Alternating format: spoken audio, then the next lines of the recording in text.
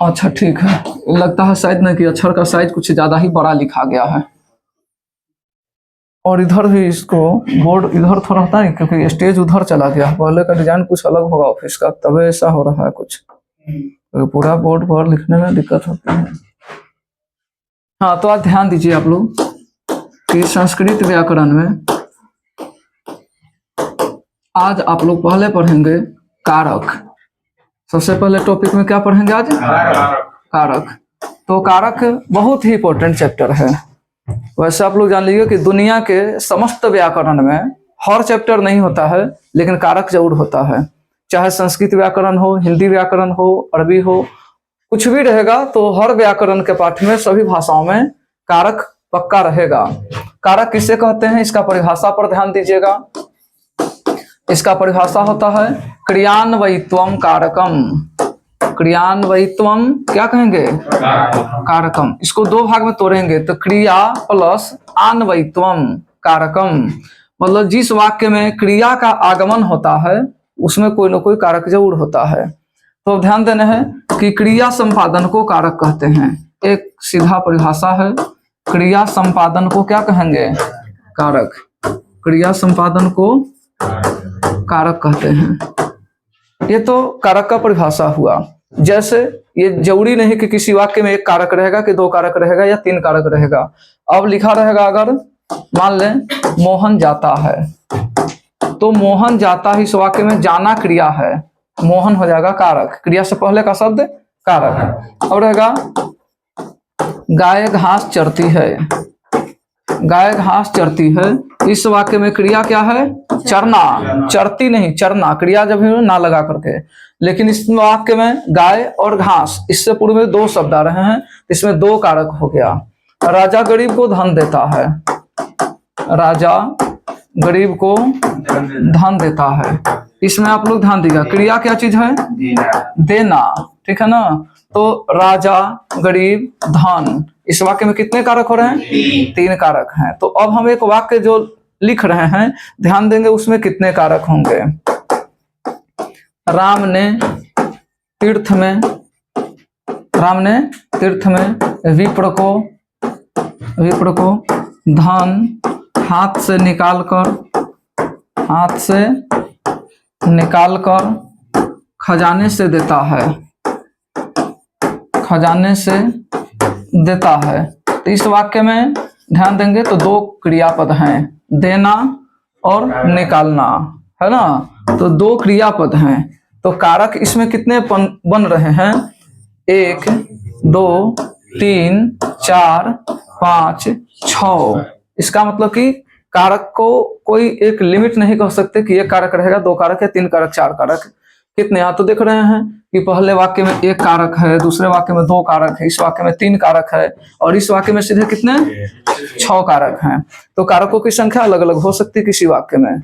समझ आ रहा है कि नहीं? पूरा माइंड एक्टिव रखेंगे, नहीं तो थोड़ा सा भी मिस्टेक गया तो पूरा काम चौपट हो जाएगा। अब ध्यान देना है कि कौन सा कारक लगा हुआ है, कारक के कितने भेद हैं। तो ध्यान दीजिएगा कि कारक के भेद संस्कृत में 6 होते हैं। संस्कृत में कितने कारक हैं? 6 को, जबकि हिंदी में 8 कारक हैं। हिंदी में कितने कारक हैं? 8 कारक हैं। तो संस्कृत में 6 कारक को पहचानने का एक ट्रिक है। क्या क्या ट्रिक है? तो ध्यान दीजिएगा। नहीं कर्ता कर्म च करणम च, आप लोग इस श्लोक को बोलेंगे, मेरे साथ साथ बोलवाएंगे उस टाइम।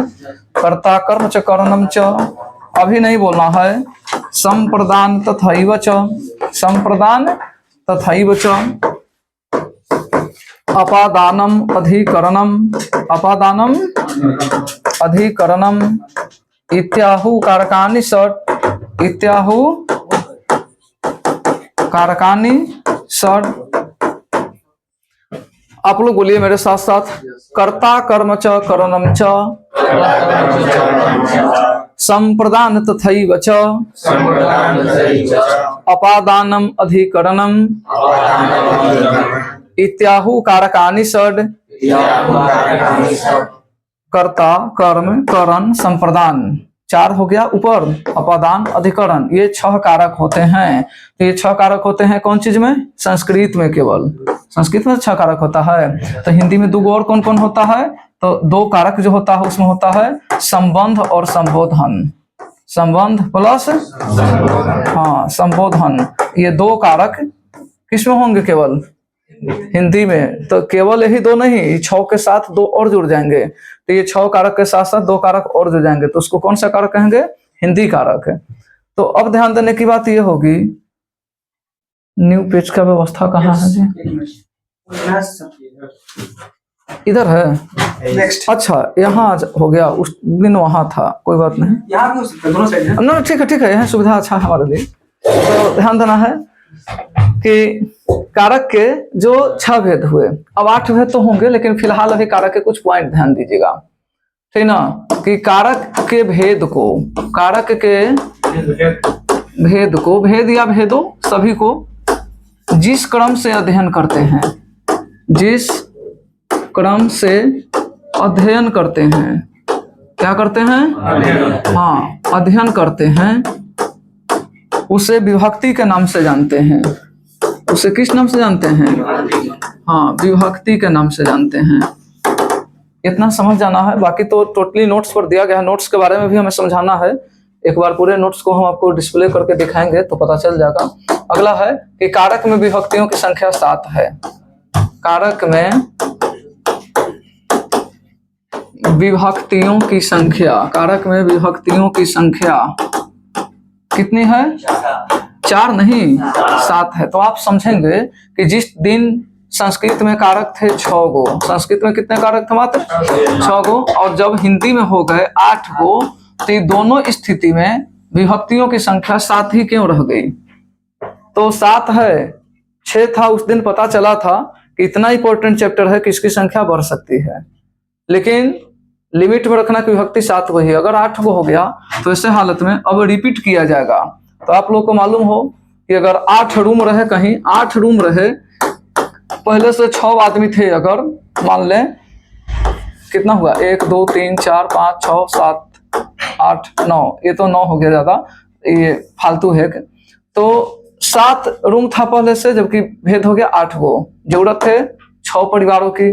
तो जिस दिन अब ज्यादा हो गया तो इसको रिपीट किया जाएगा, जो एक्स्ट्रा हुआ ना इसको रिपीट फिर से करेंगे 1 से।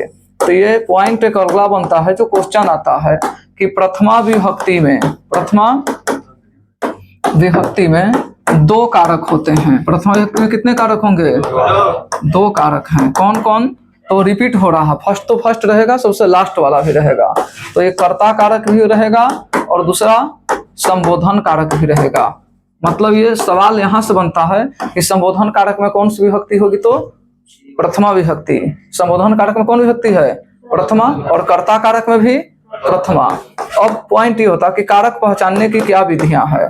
कारक पहचान की विधि, कारक पहचान की विधि, इसका इंपॉर्टेंस, इसकी जरूरत क्या, कारक पहचान करके क्या करेंगे, कारक पढ़ करके क्या कर सकते हैं, इसका भी पॉइंट बतलाएंगे। फिलहाल अभी ध्यान दीजिएगा कि कारक पहचानने की 2 विधियां हैं। कितने विधि है? 2 विधि। पहला एक होता है चिन्ह के द्वारा। किसके द्वारा पहचानते हैं? चिन्ह के द्वारा। तो दूसरा हम पहचानते हैं प्रश्न के द्वारा। चिन्ह से पूर्व क्या लिखना है? चिन्ह से पूर्व। पूर्व का मतलब होता है पहले। पूर्व का मतलब पहले का शब्द कारक होता है। पहले का शब्द क्या होगा? कारक होता है। अच्छा, ये मेरा हिंदी आप लोग को कुछ कर्सिव जैसा दिखता है क्या? उर्दू जैसा दिखता है? उर्दू नहीं देखी अच्छा सा मतलब इसके। तो सुनो जी, तो चिन्ह से पूर्व का शब्द, जो चिन्ह रहेगा लगा हुआ, जैसे आप लोग उसको जानते होंगे, कर्ता ने, कर्म को, करण से सुने हैं, तो उस चिन्ह से पहले के शब्द को कारक कहते हैं। हालांकि टोटली बात हम लिखवा रहे हैं फिलहाल तुरंत। और प्रश्न जो होता है ना, प्रश्न के उत्तर के रूप में, प्रश्न के उत्तर के रूप में कारक को पहचानते हैं, कारक को पहचानते हैं। तो ध्यान देना है कि अब कारक को पहचानने की हमारे पास 2 विधियां हो गई, चिन्ह के द्वारा और प्रश्न के द्वारा। कारक पढ़ करके क्या क्या कर सकते हैं? तो सबसे पहले ध्यान दीजिएगा कि समास की व्याख्या, समास की व्याख्या करने में भी कारक का जरूरत है। प्रश्नोत्तर में अगर क्वेश्चन आंसर लिखना है तो कारक का जरूरत पड़ता है। अनुवाद बनाना है तो कारक का जरूरत पड़ता है। अगर वाक्यों को शुद्ध करना है तो उसमें भी कारक का जरूरत पड़ता है, और निबंध लिखने में मतलब अनुच्छेद लिखने में भी कारक का जरूरत पड़ता है, ठीक ना। तो ऐसे 6 पॉइंट आपको बन रहे हैं, ध्यान दे रहे हैं ना। इन 6 पॉइंट में जो है ना 5 पॉइंट हो रहा है ना, केवल 5, ये तो नहीं है अलग से। तो इतने जगह पर आपको कारक का जरूरत पड़ रहा है। अब सभी कारक को पहचानने का पूरा प्रोसेस, कारक का शॉर्ट समरी हम एक बोर्ड पर जो लिख रहे हैं ध्यान देंगे। फिर दो डिस्प्ले लिखाएगा तो कारक कंप्लीट हो पाएगा। उम्मीद करते हैं कि 10 मिनट में कारक हो जाना चाहिए, ज्यादा का आप लोग के पास टाइम नहीं है, क्योंकि मालूम है ना कि परीक्षा एग्जाम टाइम नजदीक आ गया और अभी कोर्स स्टार्ट ही हो रहा है, तो कैसे चलेगा। ध्यान दीजिए, अभी लिखवा रहे हैं कारक तालिका। क्या लिखवा रहे हैं? कारक तालिका। हाँ, तो कारक को कैसे पहचानेंगे, ध्यान दीजिएगा। सबसे पहले इसमें 4 कॉलम कर देते हैं। सबसे पहले कारक का रूपरेखा तैयार करने से पूर्व लिखते हैं विभक्ति। क्या लिखेंगे? विभक्ति के बाद लिखते हैं कारक। क्या लिखा गया है? कारक के बाद यहाँ ध्यान देंगे क्या लिखते हैं? चिन्ह। उसके बाद लिखेंगे प्रश्न। मालूम है ना, इतने बात करेंगे। उसके बाद में इसी प्रारूप के आधार पर शब्दरूप की रचना होगी। तो ध्यान देंगे, विभक्ति सबसे पहले क्या लिखेंगे? प्रथमा। प्रथमा के बाद फिर द्वितीया, उसके बाद तृतीया, उसके बाद चतुर्थी, क्योंकि विभक्ति स्त्रीलिंग शब्द है इसलिए सभी का अंत पे लिखा रहा है। उसके बाद क्या होगा? पंचमी। उसके बाद षष्ठी। षष्ठी के बाद सप्तमी। सप्तमी के बाद 2 काम कर सकते हैं, या तो प्रथमा लिखें और नहीं तो संबोधन भी लिखें, दोनों में चल सकता है। हालांकि संबोधन कारक का नाम है, विभक्ति पूछा जाएगा तो क्या लिखना चाहिए? प्रथमा। मालूम है कि अष्टमी विभक्ति तो नहीं होती। अब विभक्ति का नाम तो हो गया, कारक चलते हैं। कर्ता, कर्म, करण, संप्रदान, अपादान, उसके बाद क्या है? संबंध, उसके बाद है अधिकरण, उसके बाद यहाँ है संबोधन। क्या लिखा गया है? संबोधन। ही दिखाई दे रहा है आपको? अगर ये यहाँ से एक छोटा सा सवाल रहेगा कि संप्रदान कारक में कौन सी विभक्ति है? चतुर्थी विभक्ति है। नंबर से एकदम याद रखना, कर्ता, कर्म, करण, संप्रदान, अपदान, संबंध, अधिकरण, संबोधन। तो अब इसमें रहेगा कि षष्ठी विभक्ति में कौन सी कारक है? संबंध कारक। बुझा रहा है ना? नहीं? हाँ, तो कौन सा कारक किस विभक्ति में है, ये तो बहुत नॉर्मल सी बात है। चिन्ह की बात रहेगा तो कर्ता का चिन्ह जीरो या ने, कुछ चिन्ह नहीं भी हो सकता है, ने हो भी सकता है, जीरो या को। तो यही कंफ्यूजन है कि कोई चिन्ह नहीं रहेगा तो कर्ता भी हो सकता है, कोई चिन्ह न रहेगा तो कर्म भी हो सकता है। तो कर्ता मानेंगे चिन्ह के अब्सेंटी में या कर्म, तो दिक्कत है ना। इसके लिए प्रश्न का जरूरत पड़ेगा यहाँ। फिर करण कारक का चिन्ह होता है से। ये से जो है माध्यम का बोध कराता है। किस चीज का बोध कराएगा? और यहाँ होता है चिन्ह को या के लिए, को या। फिर अपदान कारक का चिन्ह भी है से, लेकिन यहाँ से जो है माध्यम का बोध कराता है, तो यही ये चिन्ह से जुदाई का बोध कराता है। यहाँ होता है का के की या रा रे री, का के की या रा रे री। तो याद रखिएगा, काके की होता है संज्ञा के लिए, काके की किसके लिए? और ये रारे री होता है सर्वनाम के लिए। समझ आ रहा? जैसे तुम्हारा, मेरा, ये सब सर्वनामिक पद है, जो कि राम का, मोहन का ऐसा कहते हैं तो संज्ञा पद आता है। अब ध्यान देगा, अधिकरण कारक का चिन्ह होता है में या पर, में या पर। संबोधन, किसी का नाम नहीं जानते हैं, पुकारने के लिए रहेगा तो क्या प्रयोग करेंगे? संबोधन का। जैसे हे, रे, जी, हो। और देख रहे हैं ना, संबोधन कारक का मतलब है कि पूर्ण विराम के नीचे एक चिन्ह ऐसे देते रहना है। इसी से पता चलता है प्रश्नवाचक इसको नहीं कहते, प्रश्नवाचक ऐसे चिन्ह पड़ता है।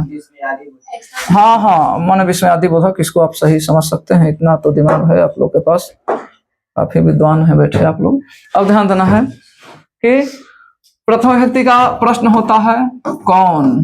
प्रश्न बोलिए कौन। इसका प्रश्न होता है क्या। इसमें है किससे। इसका प्रश्न होता है किसे। इसका प्रश्न है कहां से। इसका प्रश्न है किसका, किसकी या किसके। इसका प्रश्न रहेगा केवल कहाँ, इसमें कोई प्रश्न नहीं। ध्यान दीजिए, अब जानने की बात यह होगी कि सवाल ऐसा रहेगा, मेरा देश महान है, मेरा देश महान है। अच्छा, लिखा गया कुछ दूसरा क्या? चले, मिस्टेक से होता तो अच्छा है।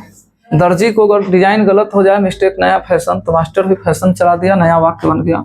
मेरा देश महान है, इसमें कहा जाएगा, अच्छा हाँ, मेरा देश भारत है, ठीक है।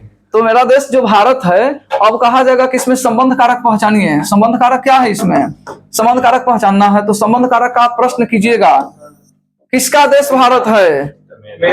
मेरा। तो संबंध कारक का शब्द क्या हो गया? मेरा। समझ आ रही बात है? अच्छा, मान लेते हैं और लिखेंगे यह उसकी किताब है, यह उसकी किताब है। अगर इस वाक्य में पूछा जाएगा कि कर्म कारक पहचानिए, तो यह उसकी क्या है? कर्म कारक पहचानने का प्रश्न होता है क्या। तो क्या से प्रश्न करेंगे ना, तो क्या से प्रश्न का उत्तर क्या हो जाएगा? किताब। तो किताब में समझ आना है कि कर्म कारक हो रहा है। कोई दिक्कत है? जैसे मैं कलम से लिखता हूँ, मैं कलम से लिखता हूँ, दिखाई दे रहा है? तो मैं कलम से लिखता हूँ, इसमें पूछा जाएगा कि करण कारक बताइए। तो करण कारक का किससे? तो किससे? बोलिए आंसर। कलम से। तो करण कारक हो जाएगा। अगर पूछा जाए कि इसमें कर्ता कारक बताइए, कर्ता कारक, तो कौन लिखता है? मैं। मतलब वाक्य में ये जो जितना भी प्रश्न सूचक शब्द है ना, इसके साथ लास्ट में केवल जोड़ देना है क्रिया को। क्या जोड़ देंगे? तो जो उसका आंसर मिलेगा, उस आंसर को आपको समझ जाना है कि वही कारक रहेगा। जैसे कर्ता कारक, तो कौन लिखता है? मैं। तो कौन हो गया? कर्ता कारक, मैं। समझा रहे इतना बात है? तो ये कारक को पहुंचाने का एक शॉर्ट फॉर्म था, लेकिन अभी इसकी बहुत ज्यादा जरूरत है जी आगे चल करके। अब जो एक पॉइंट लिख रहे हैं, अगर ये समझ में आ गया तो समझ लीजिएगा कि आप लोग बहुत बड़ा विद्वान बन जाएंगे। ध्यान देना, कुछ लिखते हैं शब्द रूप एक वचन में। शब्द रूप कितना वचन में? एक वचन में। एक वचन में लिखना है, मैं नहीं लिखना है। शब्द रूप एक वचन में। तो सबसे पहले हम यहाँ लिखते हैं विभक्ति। क्या लिखा जाएगा? विभक्ति। विभक्ति में कौन कौन सी विभक्ति? प्रथमा, फिर वही गीत, द्वितीया, तृतीया, चतुर्थी, उसके बाद पंचमी, पंचमी के बाद षष्ठी, षष्ठी के बाद सप्तमी, सप्तमी के बाद फिर से प्रथमा। ध्यान दीजिए, शब्द रूप कैसे पहचानते हैं कि किस कैटेगरी के शब्द रूप में है। तो पहले एक रफ वर्क इधर करते हैं। एक होता है जो सबसे ज्यादा जो इंपॉर्टेंट है, अकारांत। कैसा शब्द रूप है? अकारांत। दूसरा है आकारांत। कैसा शब्द? आकारांत। तीसरा में इकारांत। कैसा शब्द है?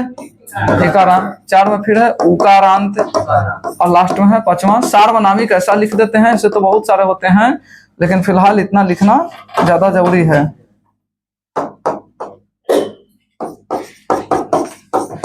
सार्वनामिक इतना शब्द रूप है ना, तो जिस शब्द के लास्ट में रहे, अ का उच्चारण आए तो उसको कहेंगे अकारांत। और जब किसी शब्द के अंत में आ का उच्चारण होगा तो क्या कहेंगे?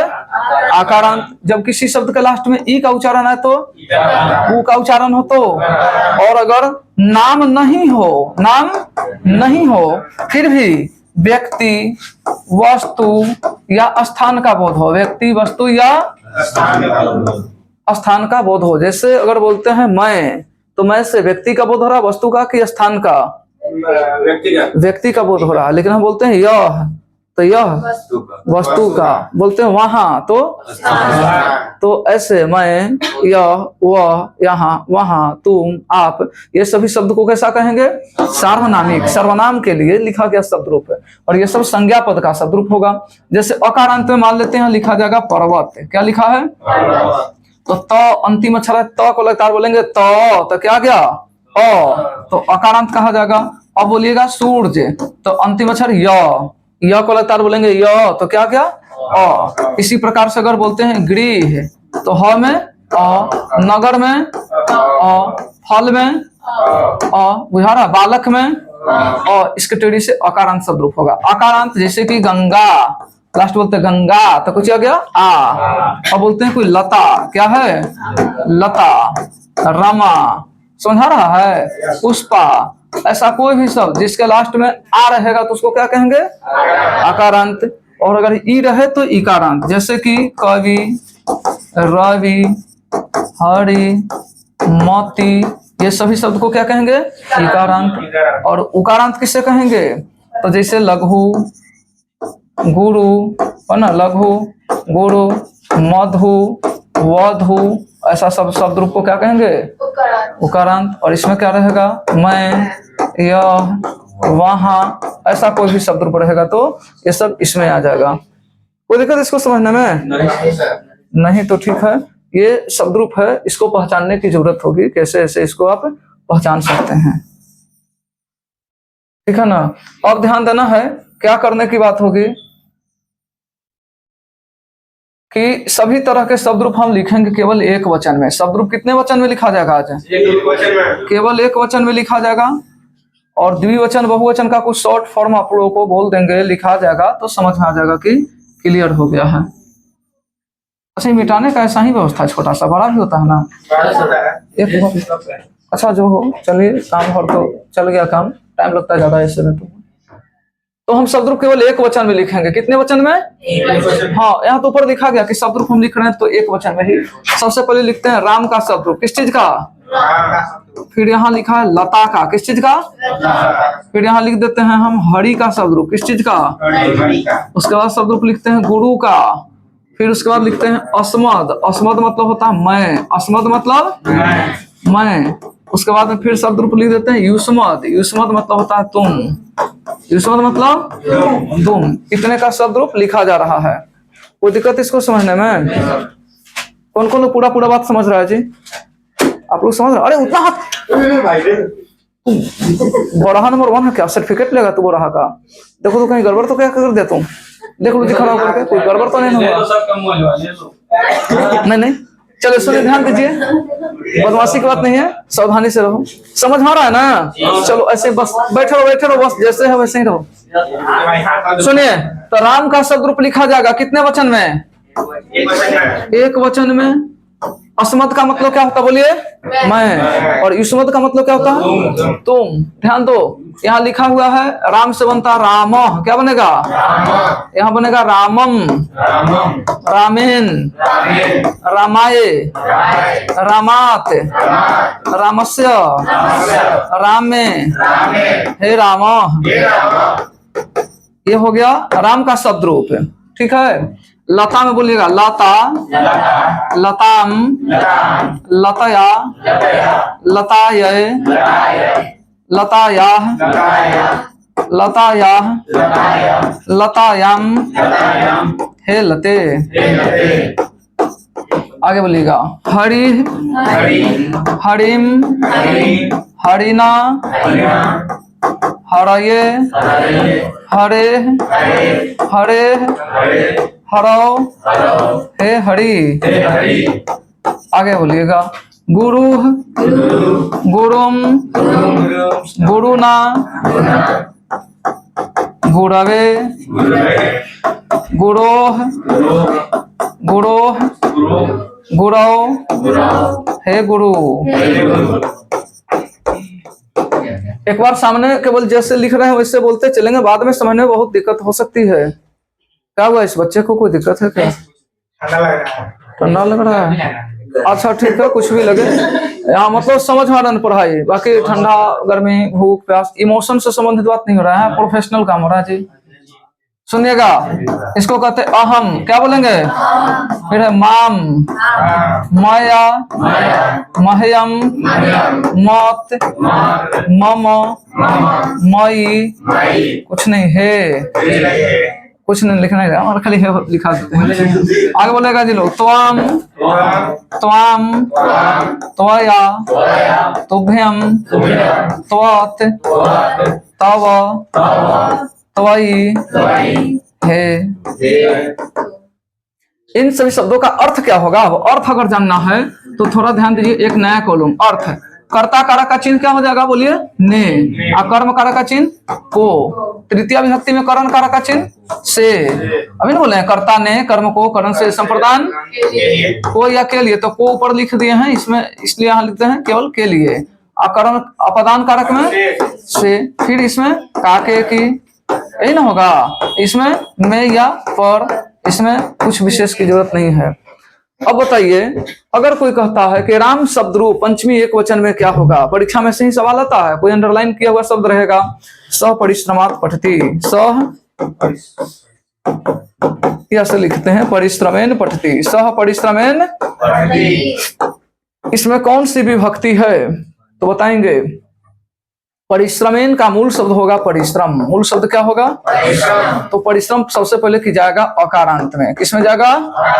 अब अकारांत में ध्यान देना है कि एन कहाँ लग गया, एक्स्ट्रा एन न जोड़ा गया है। तो अकारांत में देखेंगे तो राम रामम रामेन मैच कर रहा है, परिश्रमेन मैच कर रहा है ना, इसका मतलब कि इसमें तृतीया विभक्ति है। परिश्रमेन पद में कौन सी विभक्ति है? तृतीया विभक्ति है। तो अब आप लोग एक बार बोलेंगे, इसको याद करने का ट्रिक है कि चार चार शब्द को एक साथ बोलिएगा। कितने कितने शब्द को?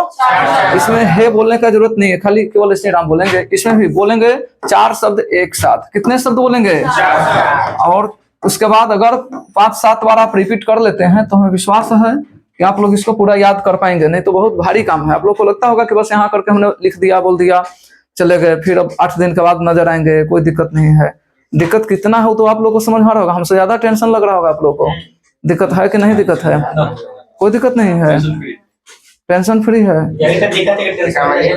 अच्छा कोई बात नहीं, चलो सब टोटल लिखा हुआ है, टोटली हम समझाएंगे नोट्स के बारे में ना। और आप लोग को मालूम है नोट्स फ्री मिल रहा है, मालूम है क्यों फ्री मिल रहा है जी? हाँ, ये केवल नोट्स इसलिए फ्री दिया जा रहा है कि आप लोग सरस्वती पूजा में या इस कोचिंग में सपोर्ट में आप लोग हमेशा एनी टाइम एक्टिविटी में रहिए। अच्छा, जमा कर देंगे अगर परीक्षा के बाद में तो अच्छी बात है कि किसी दूसरे को भी भला होगा। जैसे आप लोग को कल ही प्रिंट हुआ है और आज इसलिए मिला फ्री कि आप लोग कम से कम पढ़े। और इसमें पक्का बता देते कि जिसको कंप्लीट कर लिया ना 80% रिजल्ट 100% निश्चित है कि होगा। क्या 80%? और सुनिए सवाल कैसे आएगा, क्या रहेगा इसमें, करीब करीब आपको बताएं तो टोटली 500 से ऊपर ऑब्जेक्टिव क्वेश्चन दिया गया है। हाँ, 500 से प्लस ऑब्जेक्टिव क्वेश्चन है। कैसे होंगे सुनिए, अगर आप लोग को बात बताएंगे, पहले इधर ध्यान दीजिए, नहीं तो उसमें उलझेंगे, काम गड़बड़ हो जाएगा। इसका नोट्स अगर चाहिए तो समझ रहे हैं जो दिया गया नंबर है, या नहीं तो जो असाइनमेंट पर QR कोड है उसको स्कैन करेंगे तो PDF की जरूरत पड़ेगी। और PDF के लिए जरूरत है पासवर्ड का। सुनिए, ये जो QR कोड जो दिया गया ना, ध्यान दीजिए, ये QR जो कोड है ना यहाँ, इस QR कोड को जैसे ही मोबाइल पर अगर स्कैन करते हैं, अभी कोई यहाँ सामने मत करने लगना जी, क्लास डिस्टर्ब होता है। तो क्या है कि अगर QR कोड को स्कैन करेंगे तो पासवर्ड मांगेगा। इसका पासवर्ड अगर जानते हैं, डायल करेंगे तो पूरा हिंदी बुक, संस्कृत बुक का असाइनमेंट खुल जाएगा। असाइनमेंट ये है सिर्फ व्याकरण का, QR कोड दिया हुआ है बुक के लिए, ताकि मान लेते जिसको बुक नहीं मिला, चाहता कि व्याकरण ही अगर ऐसा लिखते हैं तो इनका बुक का असाइनमेंट कैसा हो सकता है, किसी को जानने की इच्छा है तो चेक करें PDF के लिए। तो इसमें पासवर्ड चाहिए तो इस नंबर पर आपको मैसेज करना पड़ेगा, तो पासवर्ड मिलेगा। इससे क्या होगा कि हर बच्चा से डायरेक्ट कांटेक्ट पहले मेरे होगा, फिर उसके बाद हम जो चाहेंगे वो प्रचार कर पाएंगे उसके नंबर पर। तो ये बिजनेस मैनेजमेंट का आइडिया है और कुछ नहीं है। चलो समझ, इतना भी खुश होने की बात नहीं। चलो ध्यान दे, बोलो सब लोग ध्यान से बोलिए, यहाँ एक्टिव रहिए, बोलिए राम रामम रामेण रामाय। थोड़ा अच्छा से स्लोली बोलिएगा, 2 मिनट में क्लियर हो जाएगा। बोलिए राम रामम रामेण रामाय, रामात रामस्य रामे राम। फिर से बोलिए राम रामम रामेण रामाय, रामात रामस्य रामे राम। ठीक है, अब पूरे एक बार बोलना है, पूरे को एक बार बोलेंगे आप लोग। बोलेगा राम रामम रामेण रामाय, रामात रामस्य रामे राम।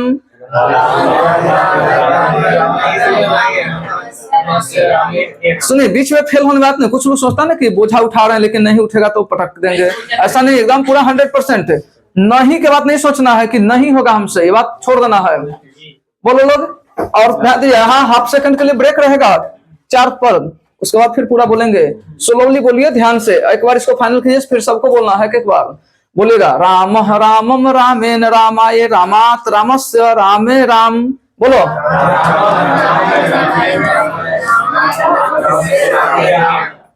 कोई दिक्कत इसको बोलने में? तो ऐसे बोलेंगे 10-20 बार घर में प्रैक्टिस करेंगे तो अच्छा रहेगा। यहाँ राम का नाम लिया जाएगा, यहाँ हरि का नाम लिया जाएगा, यहाँ गुरु का नाम लिया जाएगा। तो ये लोग बड़ा पुण्यदायी नाम भी हैं। अच्छा शब्द बोलने का बच्चा प्रैक्टिस भी करेगा, इसमें थोड़ी कोई अभद्र भाषा का प्रयोग है तो अच्छा है, बढ़िया सीखेगा लोग अच्छा बोलने के लिए। यहाँ हालांकि लता के जगह पर गंगा लिखवा देना चाहिए था तो और अच्छा हो जाता। राम, गंगा, हरि, गुरु, ये सब पवित्र शब्द है। हाँ, तो हमसे भी ज्यादा विद्वान है मालूम है मुझे। चलो बोलेगा जी लोग, बोले लता, लताम, लतया, लताय, लताया, लताया, लतायाम, लते। आगे बोलेगा फिर से, लता, लताम, लतया, लताय, लताया, लताया, लतायाम, लते। अब लता की जगह पर हमें गंगा को सेट करके बोलना है। देखना है लता, लेकिन बोलना किस चीज पर है? तो बोलेगा गंगा, गंगाम, गंगया, गंगाय, गंगाया, गंगाया, गंगायाम, गंगे। हाँ, रमा पर बड़ी बोलना है। रमा, रमाम, रमया, रमाय, रमाया, रमाया, रमायाम, रमे। कोई दिक्कत समझने में? अब बोलिएगा हरि पर, बोलिए हरि है हरिम हरिना हरये, हरे हरे है हरो हरि। फिर से हरि है हरिम हरिना हरये, हरे हरे है हरो हरि।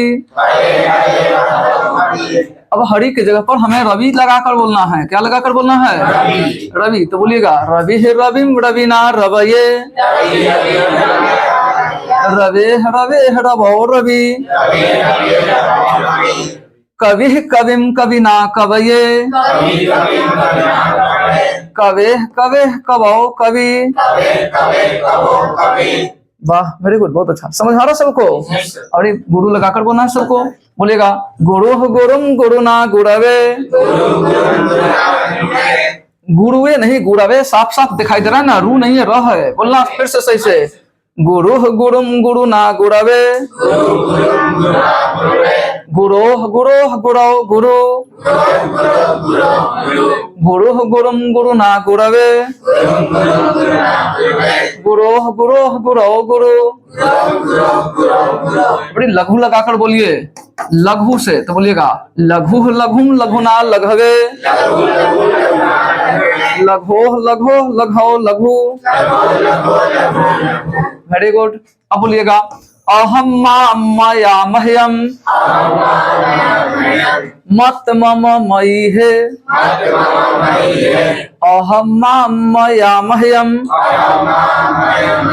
मत मम मयि है। पूरे को बोलेंगे तो कैसे? ध्यान दीजिएगा, यहाँ हाफ सेकंड के लिए स्टॉपेज लेंगे, फिर उसके बाद पूरा को बोलेंगे। एक बार बोले फाइनल, उसके बाद उस साइड बढ़ेंगे। बोलिएगा अहम मया मह्यम मत मम मयि है। अच्छा, सामने देख रहा फिर भी लोग कैसे मिस्टेक कर रहा है? साफ साफ बोलिए ना सब लोग। तू बोल रहा है जी, सब टारगेट हो जाएगा, फिर खड़ा करवा के क्वेश्चन पूछेंगे। चले बोलिएगा सही से, अहम मया मह्यम मत मम मयि है। ठीक है, स्पीड थोड़ा स्लो रखिए, साथ साथ बोलिए। अहम मया मह्यम मत मम मयि है, त्वं त्वं त्वया तुभ्यं त्वत् तव त्वयि है। चलो पार हो गया सब लोग। अब पूछा जाए कि गुरवे का अर्थ क्या होगा? गुरवे का अर्थ क्या होगा? तो ध्यान दीजिएगा, गुरु ने गुरु को, गुरु से गुरु के लिए, कर्ता ने कर्म को करण से संप्रदान के लिए। 1 2 3 4 चतुर्थी नंबर पर आ रहा है ना, तो ध्यान दीजिएगा कि 1 2 3 4 चतुर्थी नंबर गुरु है, मतलब क्या हो जा रहा है? गुरु के लिए बुझा रहा है। अब रहेगा पेड़ पर, क्या हमें संस्कृत बनाना है? पेड़ पर, तो पेड़ का संस्कृत होगा वृक्ष। तो पर के लिए क्या जोड़ेंगे? तो मैं पर के लिए जोड़ देंगे हम सप्तमी विभक्ति। कौन सी विभक्ति? सप्तमी विभक्ति। तो राम में हो रहा है, राम के लिए राम में, तो वृक्ष के लिए क्या हो जाएगा? वृक्ष। समझने में कोई दिक्कत है और कोई समस्या? तो इस प्रकार से शब्द रूप का निर्माण होगा। और ऐसे कोई निर्लाइन किया रहेगा शब्द, तो इसको बनाइए, पहचानिए। अब कहीं सवाल ऐसा रह सकता है कि गंगा शब्द रूप, किस शब्द रूप? गंगा शब्द रूप पंचमी एक वचन में क्या होगा? तो पंचमी एक वचन में क्या होगा? तो गंगा। तो यहाँ ध्यान दीजिएगा, कि लता लताम लतया लताय लताया पंचमी नंबर पर आ रहा है, तो गंगा से क्या हो जाएगा, गंगाया। मतलब यही नियम पर यहाँ भी काम चल जाएगा। कोई दिक्कत समझने में? नहीं दिक्कत है तो बस लास्ट पॉइंट ध्यान देगा। शब्द रूप को द्विवचन बनाने के लिए, द्विवचन अभी बाकी है ना, तो द्विवचन में ध्यान देना है कि प्रथमा और द्वितीया, प्रथमा और द्वितीया विभक्ति में, प्रथमा और हाँ द्वितीया विभक्ति में समान होगा, समान होगा मतलब बराबरे बनता है, कोई अंतर नहीं पड़ता है। जो प्रथमा में वही द्वितीया में। तृतीया चतुर्थी पंचमी, तृतीया चतुर्थी और पंचमी में बनाने के लिए द्विवचन के लिए, द्विवचन बनाने के लिए भ्याम जोड़ते हैं। क्या जोड़ेंगे? केवल भ्याम। जिससे बालक से बालका भ्याम, मुनि से मुनि भ्याम, गंगा से साधु से साधु भ्याम। फिर होगा पंचमी तक तो उधर हो गया, तब इधर आएगा षष्ठी में। हाँ, अगर षष्ठी सप्तमी बनाना है, षष्ठी और सप्तमी के द्विवचन में बनाना है, तो इसके लिए आपको योह जोड़ना है। क्या जोड़ना है? योह या वो। जैसे लता से लतयो, साधु से साधवो, बालक से बालकयो। ठीक है ना, ये बात पता चल गया। और जो लास्ट में है प्रथमा, लास्ट में प्रथमा जो संबोधन वाला है, तो इसमें जो प्रथमा रहेगा वही रहेगा। देखे ना, प्रथमा द्वितीया संबोधन मतलब तीनों जगह पर सेम रहेगा। तृतीया चतुर्थी पंचमी के लिए भ्याम जोड़ेंगे, षष्ठी और सप्तमी के लिए यो या वो जोड़ेंगे, तो ये काम हो जाएगा द्विवचन का। बहुवचन के लिए थोड़ा आसान बात है, लेकिन उतना भी नहीं। ध्यान दीजिएगा कि षष्ठी बहुवचन बनाने के लिए, बहुवचन में किसका बनाने के लिए? षष्ठी विभक्ति बनाने के लिए नाम जोड़ते हैं। क्या जोड़ते हैं? नाम। बालक से बालका नाम, मुनि से लता से गंगा से, ठीक है, पर्वत से पर्वता नाम, समय नाम जोड़ देंगे। हाँ, और अगर बहुवचन बनाना है सप्तमी विभक्ति में, कौन विभक्ति में? तो इसमें जोड़ेंगे सु। क्या जोड़ेंगे? सु। जैसे गंगा से गंगासु, लता से लतासु, गृह से गृहेसु, पर्वत से, हाँ, तो जो रहेगा उसमें केवल सु जोड़ देंगे। कोई दिक्कत? और दो मेन पॉइंट है, ध्यान दीजिएगा कि अस्माकम का मूल शब्द होता है अस्मद। अस्माकम का मूल शब्द अस्मद, और युष्माकम का मूल शब्द होता है युष्मद। युष्माकम, युष्माकम का मूल शब्द क्या हो जाएगा? युष्मद। याद रखिएगा, ये दोनों शब्द रूप षष्ठी बहुवचन में लिखा गया है। षष्ठी के हाँ बहुवचन में लिखा गया है। तो अब ध्यान देने की बात है कि जितना भी शब्द रूप आपने इससे पहले लिखा था, पेज प्रीवियस पेज, ये जितना भी आपने देखा लिखा हुआ कि रामो रामो रामे रामाय रामात्मस्य रामे राम, ये सब का मूल शब्द क्या है? राम। राम से ही बना हुआ है ना, तो उसी प्रकार से रहेगा कि अहम माम मया मह्य मत मम मयि, ये सब का मूल शब्द क्या होगा? अस्मत्। ये एक वचन में लिखा गया है। इसी प्रकार से बहुवचन भी तो कुछ होता ही होगा ना। और त्वम त्वम त्वया तुभ्यम त्वत् त्व त्वयि, ये सब का मूल शब्द क्या है? युष्मद्। और युष्मद् का अर्थ क्या होता है? तुम। तो ये कारक से संबंधित बात है। कारक सूत्र व्याख्या की बात है तो बहुत डिटेल में है, इसमें दिया गया है असाइनमेंट पर, आप लोग विशेष रूप से ध्यान देंगे। और खैर असाइनमेंट के बाद सबसे लास्ट में समझाएंगे, नहीं तो तू लोग समझेगा, निकल जाएगा कि हमें इमरजेंसी है ना।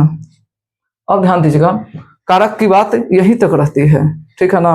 अब उसके बाद आज पढ़ाना है आप लोगों को प्रत्यय। कारक अगर बढ़िया से समझ गए तो एक्यूरेटली आप लोग को अंदाज लगाना है कि 12 से 13 नंबर आ जाएगा सवाल, ठीक ना। और कारक इतना इंपॉर्टेंट है कि कल बिहार दरोगा की परीक्षा हुई है, उसमें भी आप लोग को अगर सवाल मिले तो देखिएगा वही सवाल इस असाइनमेंट में भी मैच करेगा, जबकि 3 साल पहले से बनाया गया है।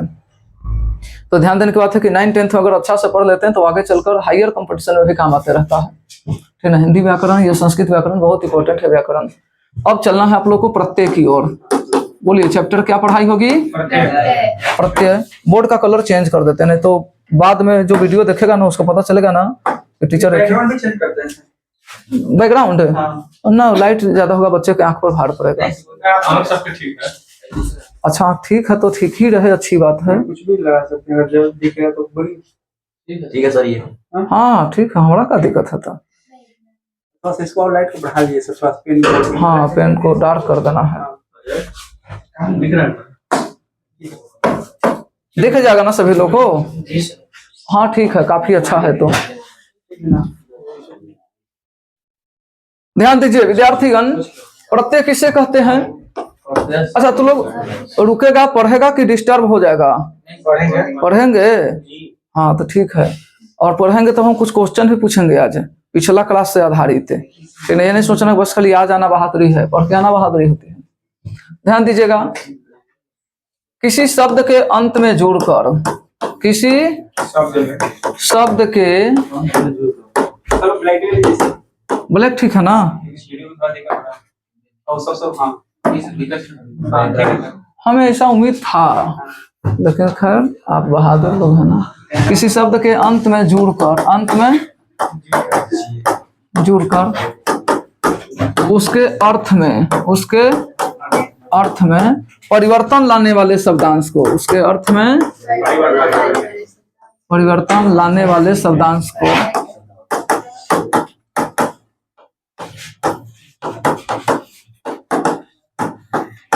क्या कहते हैं?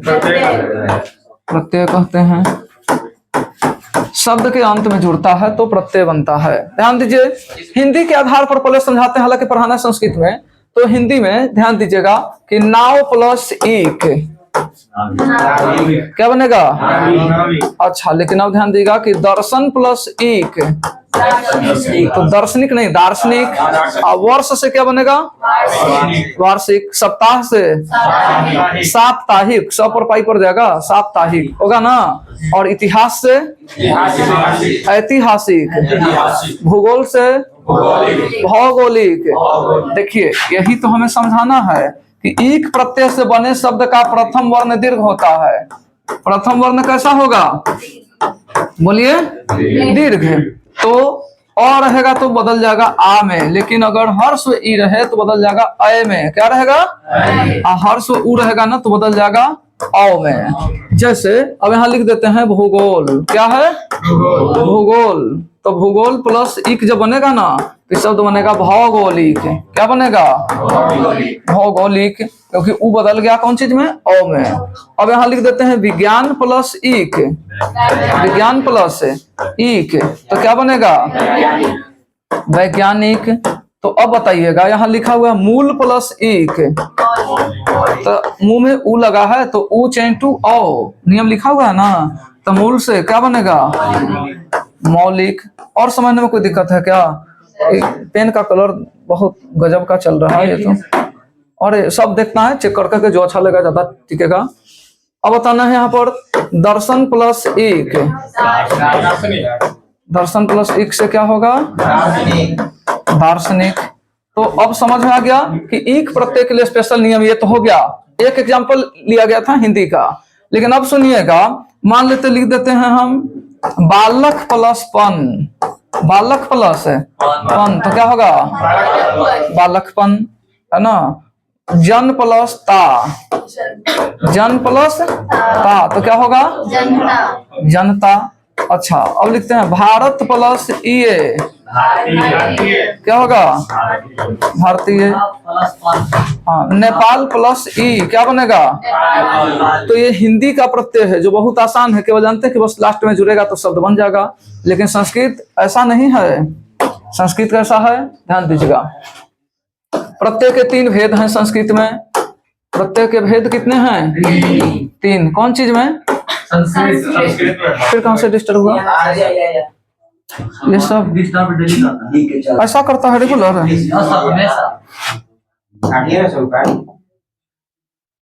अच्छा, तो प्रत्यय के भेद होता है तीन। अच्छा, मक्खी का समस्या है ना, तो इसका एगो स्प्रे आता है। ना ऐसा बहादुरी नहीं करना चाहिए। छोटा छोटा काम, महान लोग छोटा छोटा काम नहीं करते हैं। चलो ध्यान दीजिए लोग। तो प्रत्यय के तीन भेद हैं। सबसे पहला एक कहलाता है कृत या धातु प्रत्यय। कृत या धातु प्रत्यय किसे कहते हैं? तो क्रिया या धातु के अंत में लगने वाले, क्रिया या धातु के अंत में हमेशा ये जो लगेगा।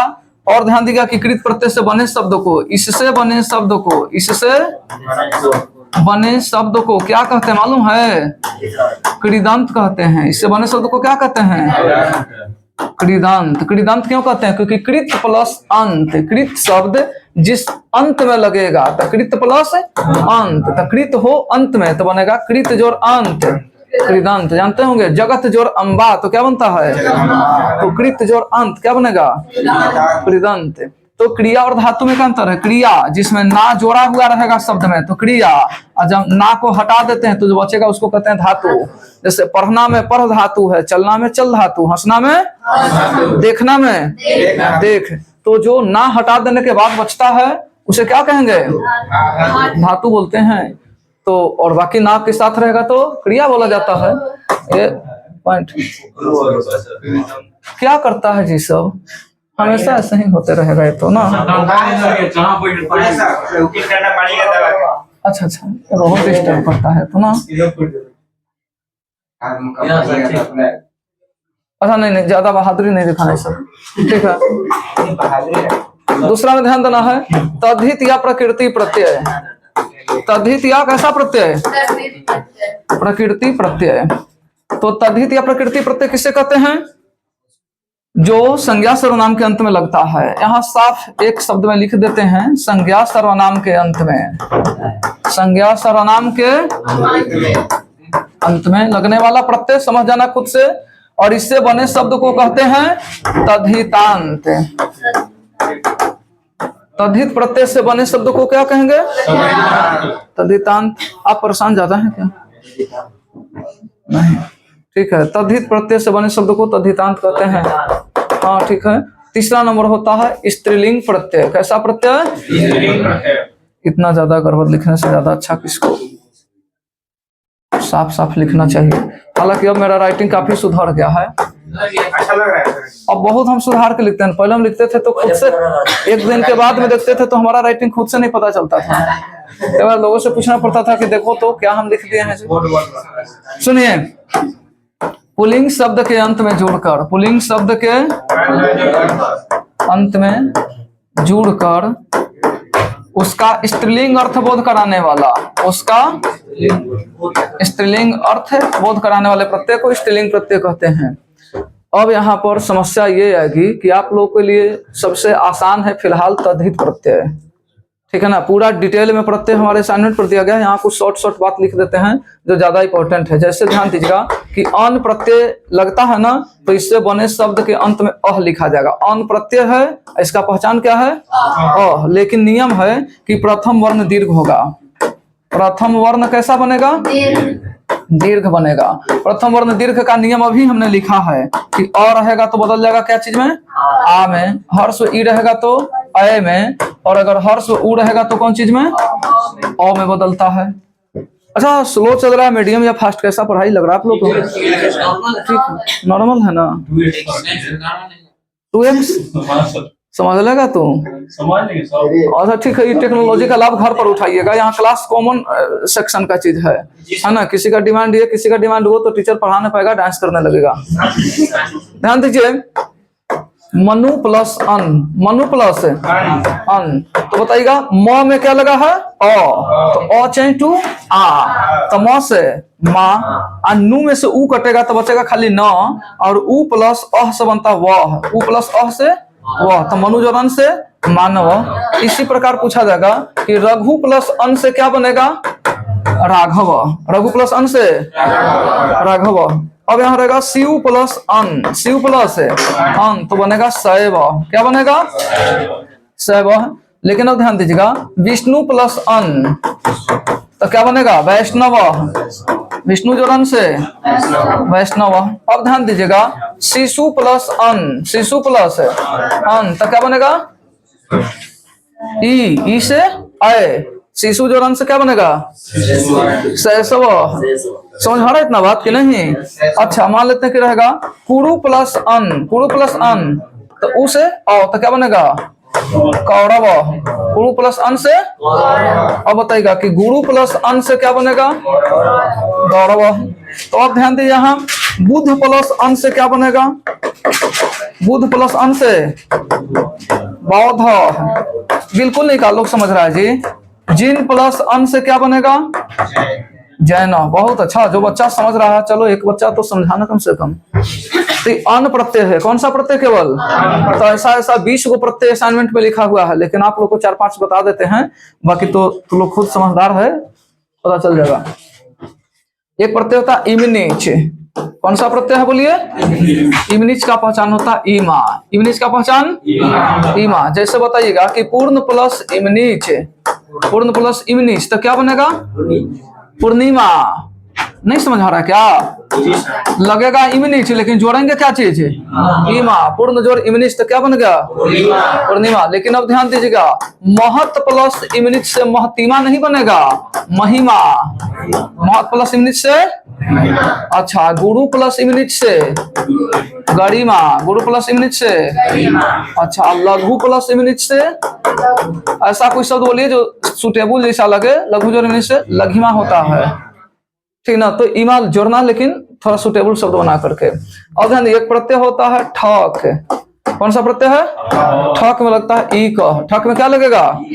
ई कह। अब ध्यान दीजिएगा, दर्शन प्लस ठक, दर्शन प्लस ठक तो दार्शनिक। ध्यान दीजिएगा ना कि जोड़ रहे हैं ठक लेकिन लिखेंगे क्या चीज है? ई कह, तो दार्शनिक। बुझा रहा है? अब बोलिए विज्ञान प्लस ठक क्या होगा? वैज्ञानिक। अभी जो इकह वाला जो इससे पहले हम उदाहरण बताया था ना, तो उस इकह से पहले हमें मूल शब्द में जोड़ना पड़ेगा क्या चीज? ठक। मूल प्लस ठक तो क्या बनेगा? मौलिक। हाँ, अच्छा, इस प्रकार से अब बताना, एक प्रत्यय का नाम होता है तमप। क्या नाम है? तमप में लगता है तमह। आगे बताना है तरफ। तरफ प्रत्यय में लगता है तरह। क्या लिखा हुआ है? तरह। फिर एक लिखा हुआ है मतुप। मतुप में लगेगा मान। इसका एगो भाई है वतुप, उसके साथ लगता है वान। क्या लगेगा? एक प्रत्यय होता है इनी। इनी के साथ लगता है नी। एक इसकी बहन है बीनी, उसका नाम क्या है? वी। बीनी की पहचान क्या लगेगा? वी। इस कैटेगरी से समझ आ रहा कुछ कुछ के नहीं? इतना भी सीरियसली तुलू मत रहना कि जैसे लगता है कि बहुत कुछ आफत आने वाला, कुछ नहीं होगा। आगे ध्यान दीजिएगा, तल में लगता है ता। तल का पहचान, त्रल का पहचान होता है त्र। छस का पहचान होता है ई। छस का पहचान ई। तो घ का पहचान होता है केवल ई, ठीक ना? ऐसे बहुत सारे प्रत्यय मतलब होते रहते हैं। तो ये प्रत्यय और पहचान मान लेते हैं। इस आधार पर अगर हम पूछ देते हैं कि शक्तिमान में कौन सा प्रत्यय है, यहाँ लिखा हुआ है शक्तिमान में, तो देखिए मान लगल है लास्ट में ना, तो मान कहीं लिखा हुआ है, कौन सा प्रत्यय हो गया? मतुप। तो शक्तिमान में कौन सा प्रत्यय है? मतुप। ऑप्शन दिया हो रहेगा कुछ कुछ इसी कैटेगरी से। अब यहाँ लिखा रहेगा लघु तरह। क्या लिखा हुआ है? हाँ, तो लघु तरह में कौन सा प्रत्यय है? तरह। प्रत्यय बताना है तो क्या होगा? तरफ। तो ये पहचान के आधार पर ही पता चलेगा कि कौन सा प्रत्यय लगा है। और कोई समझने में दिक्कत? इस पर आधारित हमारे असाइनमेंट में 60 क्वेश्चन दिया गया है। आप लोग देखेंगे तो सब समझ आ जाएगा, आंसर के साथ दिया हुआ है। लेकिन असाइनमेंट क्या है पूरा समझने के लिए लास्ट में रुकना पड़ेगा। तो पहले ही बता देंगे ना तो भाग जाएगा क्लासों में से, या वीडियो देखेगा तो वीडियो छोड़ के भाग जाएगा, ठीक ना? कि लास्ट में है तो लास्ट में देखेंगे, ऐसा नहीं है कुछ। ध्यान दीजिए, ये है प्रत्यय। कृत तद्धित प्रत्यय था। कौन सा प्रत्यय था? तद्धित। अब कृत प्रत्यय की ओर चलना है। कृत प्रत्यय थोड़ा डिटेल में, थोड़ा ज्यादा भी डिटेल नहीं। एक प्रत्यय होता है अनियर। बोलिए कौन सा प्रत्यय है? अनियर प्रत्यय का पहचान होता है नियम। क्या लगता है? इसका अर्थ होता है योग्य। अर्थ क्या होगा? योग्य। जैसे ध्यान दीजिएगा कि पठ प्लस अनियर, पठ प्लस अनियर तो क्या बनेगा? पठनियर या पठनियम? पठनियम, ठीक है ना? पठनियम, क्योंकि नियम ना लगता लास्ट में। इसका अर्थ हो जाएगा पढ़ने योग्य। क्या हो जाएगा? पढ़ने योग्य। अब ध्यान दीजिएगा, यहाँ रहेगा लिख प्लस अनियर। लिख प्लस अनियर तो क्या होगा? लिखनियम। लिखनीय मतलब होगा क्या चीज? लिखने योग्य, ठीक ना? अब मान लेते हैं लिखते हैं धाव। तो धाव मतलब क्या होता है? दौड़ना। बहुत अच्छा। तो क्या बनेगा पहले शब्द? धाव नियम। धाव नियम मतलब दौड़ने योग्य। कोई दिक्कत समझने में? राइटिंग दिख जाता है? नहीं भी दिखेगा तो समझने की कोशिश करेगा लोग, बाकी तो क्या समझाना कुछ विशेष नहीं। हाँ हाँ हाँ हाँ हाँ। एक प्रत्यय है तव्य या तव्यत। तव्य या, इसका पहचान होता है तव्यम या ईतव्यम। तव्यम या ईतव्यम। अब ध्यान दीजिएगा, पठ से पठितव्यम। पठितव्यम मतलब होता है पढ़ना चाहिए। इसका अर्थ होता है चाहिए। पठितव्यम पढ़ना चाहिए। लिखितव्यम, धावितव्यम, वद माने बोलना, तो वद से वदितव्यम। तो वदितव्यम मतलब बोलना चाहिए। तो जो भी होगा इसमें होगा। तीसरा को प्रत्यय होता है कत्वा। कत्वा में पहचान लगता है त्वा या इत्वा। त्वा या, तो इसमें लग जाता है अर्थ कर। तो ध्यान दीजिएगा, पठ से पठित्वा। पठित्वा मतलब पढ़कर, है ना। दृश्य देखना, तो दृष्टवा मतलब देख कर। पत माने गिरना, तो पतित्वा मतलब गिर कर। 4 नंबर एगो प्रत्यय होता है तुमुन। कौन सा प्रत्यय है? तुमुन में लगता है तुम या इतुम, तुम या इतुम। इसका अर्थ हो जाता है आपका के लिए। तो पठितुम मतलब पढ़ने के लिए, बुझा रहा ना, पठितुम पढ़ने के लिए, है ना। गंतुम जाने के लिए, लिखितुम धावितुम, वदितुम बोलने के लिए। बहुत अच्छा। कौन उधर से बोलती है? जेगो कोई तेज है ज्यादा? ये बच्ची है। अच्छा, बहुत अच्छा है, ठीक है। आपको सर्टिफिकेट मिलेगा भविष्य में कुछ अच्छा का। एक अगला प्रत्यय होता है सानच। कौन सा प्रत्यय है? सानच। नहीं समझ आता है तो बोलना ही चाहिए, ताकि पता तो चले कि कौन किस लायक है ना। और सानच प्रत्यय का पहचान होता है मानह। क्या लगता है? मानह। इसका अर्थ होता है ता हुआ। क्या पहचान होता है? ता हुआ। जैसे मान लेते हैं कि पठ से, तो पठ से क्या बनेगा? पठ जोड़ सानच से पठमानह। क्या बनेगा? पठमानह। पठमानह माने पढ़ता हुआ। और लिख मानह मतलब धाव मानह। इस कैटेगरी से यहाँ हुआ कौन सा प्रत्यय? कृत प्रत्यय। थोड़ा अब स्त्री प्रत्यय के बारे में आप जान लीजिए कि प्रत्यय होता है टाप डाप चाप। टाप डाप चाप। इसका पहचान होता है ई का। क्या लगता है?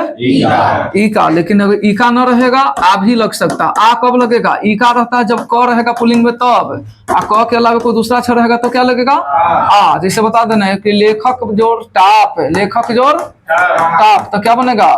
लेखिका। लेकिन अब यहाँ रहेगा विश्व प्लस टाप, विश्व प्लस टाप, तो क्या बनेगा? विश्वा। विश्वा। यहाँ आ लगेगा। अब रहेगा अज, तो अज प्लस टाप, तो क्या बनेगा? अजा। अब यहाँ रहेगा शूद्र, तो शूद्र प्लस टाप से क्या बनेगा? शूद्रा। कोकिल, तो कोकिल से क्या बनेगा? हाँ, कोकिल से कोकिला। हाँ, बीच में दुगो छोड़ ही दिया गया। तो ध्यान दीजिए, ऐसे ही शब्द बनता है। लेकिन टाप डाप चाप नहीं केवल होता है, दूसरा प्रत्यय होता है इंगिप, इंगिस, इंगिन। इंगिप, इंगिस, इंगिन। इसमें लगता है ई। क्या लगेगा? ई। जैसे कुमार प्लस इंगिप, तो क्या बनेगा? कुमारी। ध्यान दीजिए, कुमार प्लस इंगिप, तो क्या बनेगा?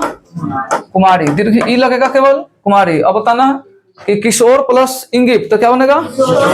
देव प्लस इंगिप, सुंदर प्लस इंगिप। ठीक है, तो बस काफी है, और ऐसे बहुत सारे होते हैं प्रत्यय। तो प्रत्यय चैप्टर आपका जय हिंद हो गया विद्यार्थी। समझ आ रहा है? नहीं समझ आ रहा तो जी तो लोग करके खाली हमको खुश किए हुए हैं, है ना। ऐसा नहीं काम चलेगा।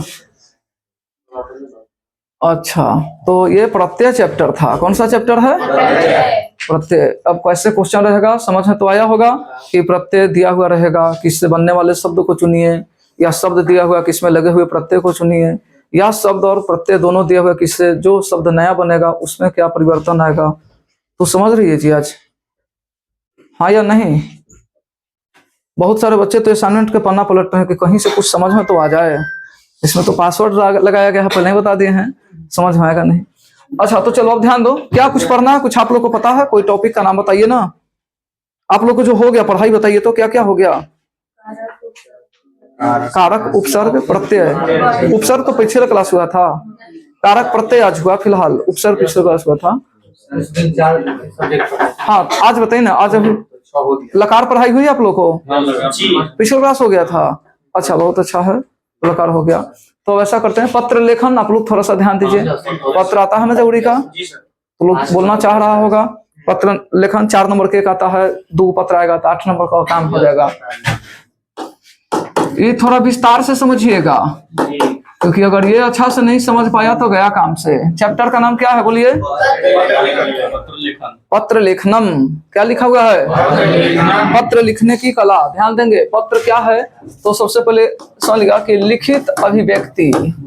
लिखित अभिव्यक्ति। अभिव्यक्ति मतलब आप लोग समझिएगा मामला, मैटर। जैसे हम कोई भी बात किसी दूसरे जगह तक पहुंचाना चाहते हैं तो या तो फोन कर देते हैं, नहीं तो मैसेज कर देते हैं। लेकिन पहले कागज के माध्यम से यहाँ से वहां लिख करके जो चला जाता था, तो उसका काम नाम था पत्र। तो ध्यान दीजिएगा कि पत्र का मतलब ही होता है कोई लिखा हुआ चिट्ठी, पेज। तो लिखित अभिव्यक्ति पत्र होते हैं दो प्रकार के। कितने प्रकार के पत्र हैं? दो प्रकार का पत्र होता है। एक को कहते हैं औपचारिक पत्र, थोड़ा ध्यान दो अच्छा से जी आज। औपचारिक को कार्यालयी या आवेदन पत्र के नाम से जानते हैं। कार्यालयी या आवेदन पत्र, कार्यालयी या आवेदन पत्र। जैसे ये ज्यादातर लिखा जाता है तो अपरिचित व्यक्ति के पास। अपरिचित मतलब यहाँ हमें केवल कानून से मतलब है, कोई व्यक्ति से नहीं मतलब है। जैसे हमारे घर में चोरी हो जाए तो हम थाना में एप्लीकेशन देने जाएंगे, तो थाना में हम जोड़ने जाएंगे कि हमारे भैया है दरोगा जी की, मुंशी जी, हमारे चाचा फलना जगह पोस्टिंग है, उस पर आधारित थोड़ी काम होगा। हमारा विषय है, हमारा काम है, ऐसे होना चाहिए। तो जहाँ कानूनन बात होगी, कोई जान पहचान की बात नहीं है, केवल अपरिचित व्यक्ति होगा, कानून की बात होगी, वैसे पत्रों को क्या कहेंगे? बोलिए। औपचारिक पत्र, कार्यालयी पत्र या आवेदन पत्र के नाम से जानते हैं।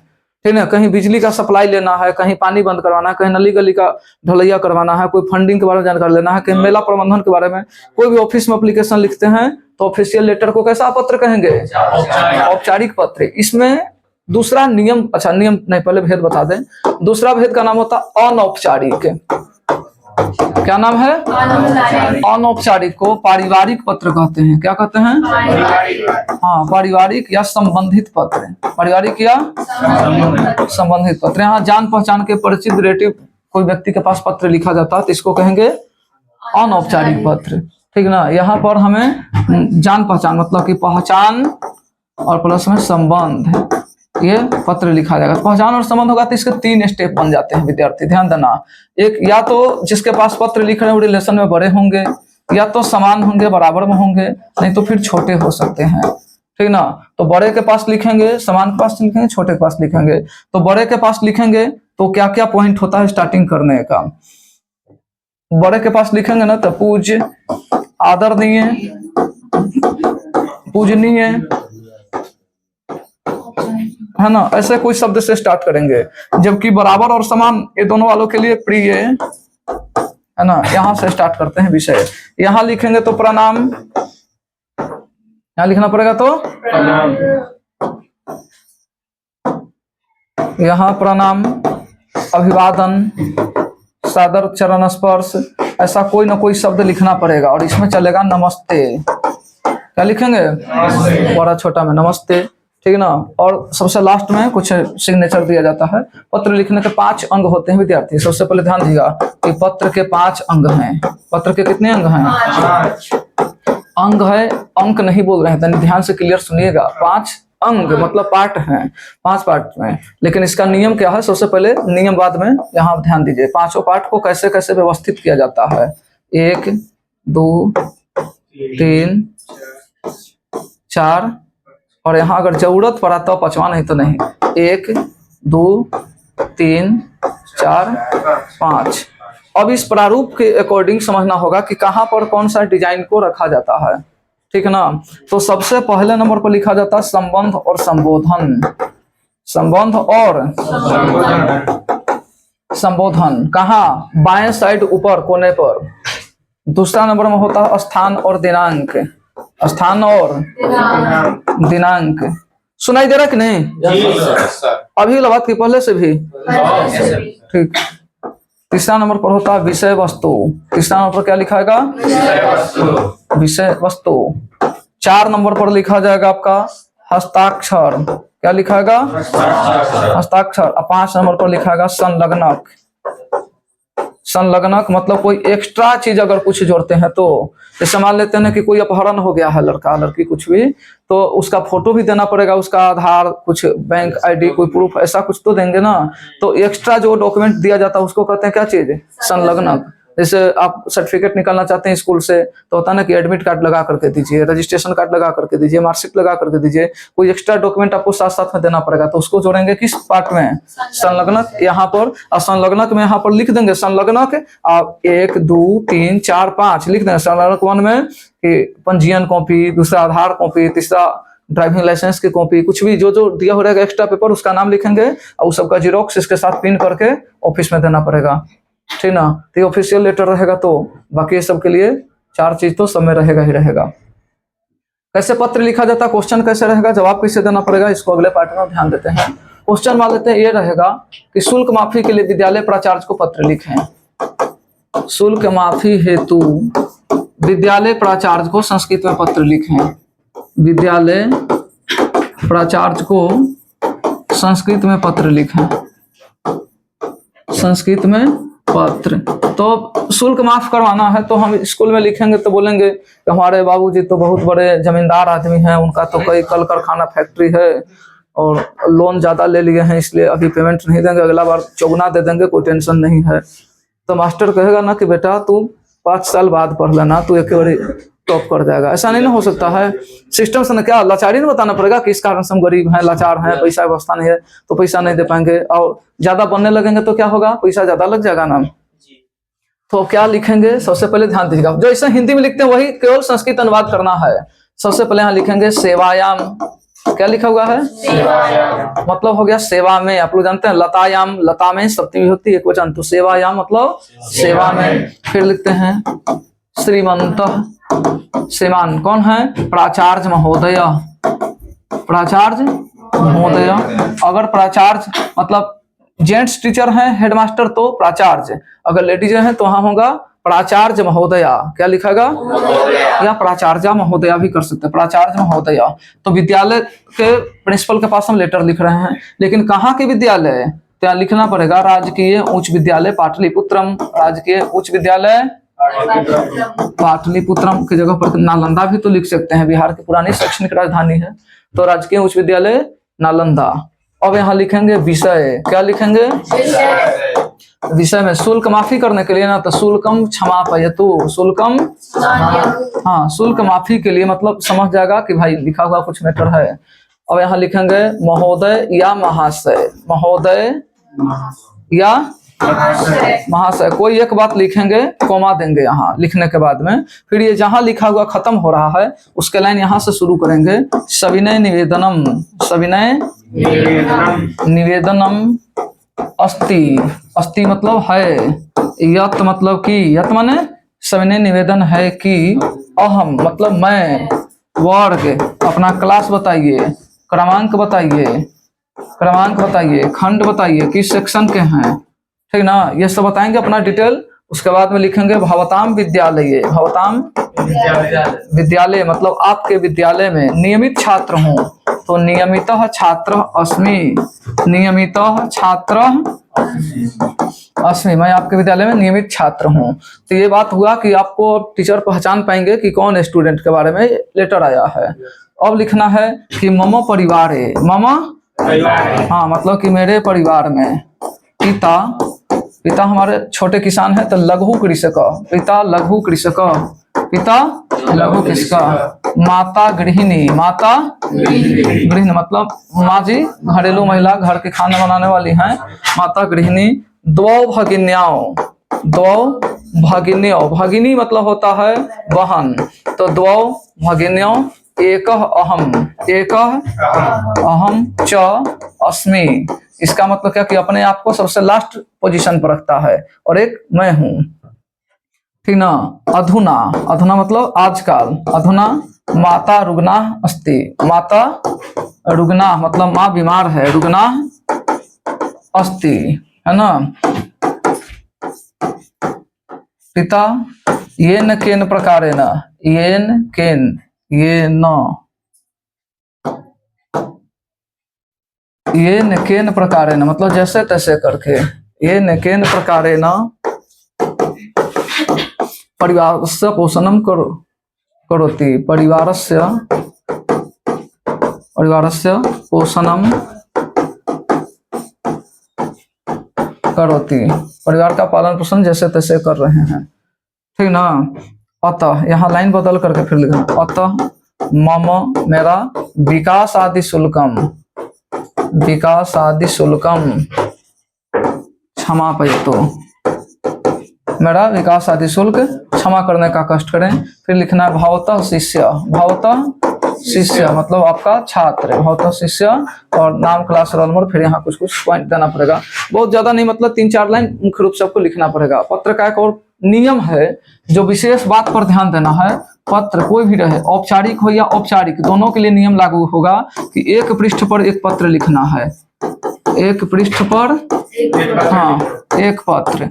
मतलब ये बात हुआ ना कि कहीं भी अगर आप एक पत्र लिख दिए और इसके बाद में नीचे जगह खाली है तो ये ना सोचिएगा ना कि उसमें 2 क्वेश्चन का आंसर लिख देते हैं, उसमें कुछ और भी पॉइंट लिख देते, कुछ नहीं, बस पत्र लिखा गया, पन्ना बदल देना है हर हाल में। आप लोग देखते होंगे कि थाना, ब्लॉक, बैंक, कहीं भी स्कूल में एप्लीकेशन अगर देने के लिए जाते हैं तो पूरा एक पेज पर लिखा जाता है। अगर आधा पेज पर है तो पेजवा आधा फाड़ करके देंगे तो वहां लिया जाएगा नहीं, पूरा बढ़िया से रखना है। तो एक पेज पर एक पूरा लेटर लिखना चाहिए। ये पूरा हो गया आपका शुल्क माफी के लिए पत्र संस्कृत में। फिर से थोड़ा ध्यान दीजिएगा, सेवायाम मतलब सेवा में, श्रीमंत प्राचार्य महोदय, श्रीमान प्राचार्य महोदय राजकीय उच्च विद्यालय नालंदा के प्रिंसिपल को लेटर लिखा गया है। शुल्क माफी के लिए पत्र है विषय में, महोदय महाशय, कुछ भी दोनों में से एक लिखेंगे। सविनय निवेदनम अस्ति यत्, सविनय निवेदन है कि मैं, मेरा वर्ग, क्लास और फिर क्या है, हाँ सेक्शन, रोल नंबर, ये सब चीज हो गया। भवताम विद्यालय, आपके विद्यालय में, नियमित छात्र हस्मी, आपके विद्यालय नियमित छात्र हूँ। मम परिवार है, मेरे परिवार में, पिता लघु कृषक, छोटे किसान हैं, माता गृहिणी हैं और 2 बहन हैं, एक हम हैं। और परिवार में आजकल माता जी बीमार चल रही हैं, पिताजी से तैसे घर का पालन पोषण चला रहे हैं, इसलिए मेरे विकास आदि शुल्क क्षमा करने का कष्ट करें। अब यहाँ मान लेते हैं कि लघु कृषकों के जगह पर आप जोड़ सकते हैं कि पिता चतुर्थ वर्गीय कर्मचारी अस्ति, है ना, कि भाई लेबर क्लास के कोई आदमी है, काम करते हैं तो पेंट मिलता है, तो इससे कुछ ही बताना पड़ेगा। और परिवार में यहाँ कोई जरूर नहीं कि 2 भगिनियों, 5 भगिनियों लिख सकते थे, 2 भ्रातरः लिख सकते थे, लेकिन ऐसा लिखेंगे तो शब्द समायोजन ज्यादा चाहिए। शब्द कम जानकारी है लिखना है तो कम से कम में जितना काम चले वही बात लिखना चाहिए। ठीक है, समझ आया? ये कौन से कैटेगरी का पत्र में आएगा, औपचारिक या अनौपचारिक? औपचारिक, पहला नंबर पर लिखा भी था इससे औपचारिक। अब एक अनौपचारिक पत्र लिखना है। कैसा पत्र लिखना है? दूसरा नंबर क्वेश्चन है कि किताब खरीदने हेतु, पिताजी से किताब खरीदने हेतु, किताब खरीदने हेतु पिता को संस्कृत में पत्र लिखकर, पिता को संस्कृत में पत्र लिखकर, संस्कृत में पत्र लिखकर 1000 रुपया मांगिए। 1000 रुपया मान कीजिए, तो 1000 रुपया किताब खरीदने के लिए मांगना है बाबूजी को। तो सबसे पहले उनको बताना पड़ेगा कि स्कूल में परीक्षा हुई है तो हम अच्छा रिजल्ट लाए हैं, नया क्लास में जाना है तो किताब लाना है, लेना है ना। तो आप जखनी बताइएगा कि बाबूजी प्रणाम, इस बार के परीक्षा में हम फेल कर गए हैं, तो फिर अगला नया बढ़िया गाइड किताब लेना है ना, तो अभी दूसरा स्कूल में पढ़ना है तो बढ़िया किताब के लिए नया पैसा चाहिए 1000। बाबूजी बोलेंगे कि बेटा तू नहीं सुधरेगा, छोड़ दो पढ़ाई। आज सुनो, इस सब फालतू मैटर नहीं बोलना है। तो ध्यान दीजिएगा, किताब खरीदने के लिए तो यहाँ लिखना होगा पूज्य पिताजी। क्या लिखेंगे? पूज्य पिताजी। फिर सादरम चरण स्पर्श, सादरम प्रणामा मतलब सादर प्रणाम, चाहे चरण स्पर्श कुछ भी लिख सकते हैं। फिर यहाँ लिखना सीधे, यहाँ से, कहाँ से, अत्र कुशलम तत्रास्तु, अत्र कुशलम तत्रास्तु मतलब यहाँ सब ठीक है, वहां भी ठीक ही होगा। भवतः पूर्वम पत्रम प्राप्तम, भवतः पूर्वम पत्रम प्राप्तम पठितम च, पठितम च मैंने आपका पिछला पत्र पाया और पढ़ा, थे ना, मतलब पत्राचार का क्रम पहले से चलते आ रहा। भवतः पूर्वम पत्रम प्राप्तम पठितम च।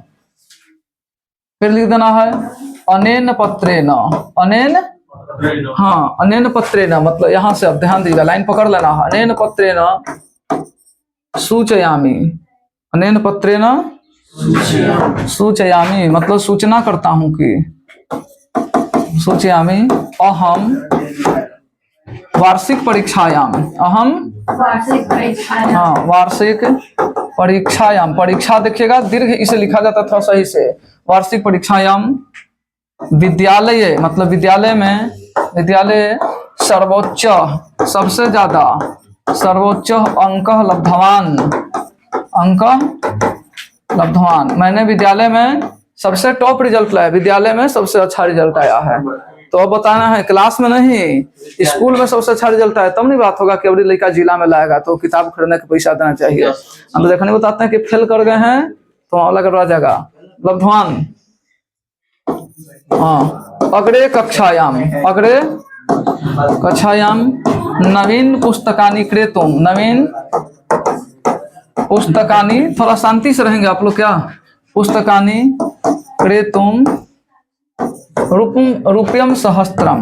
रुपयम सहस्त्रम मतलब 1000 रुपया।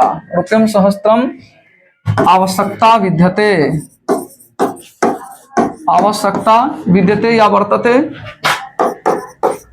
आवश्यकता विद्यते।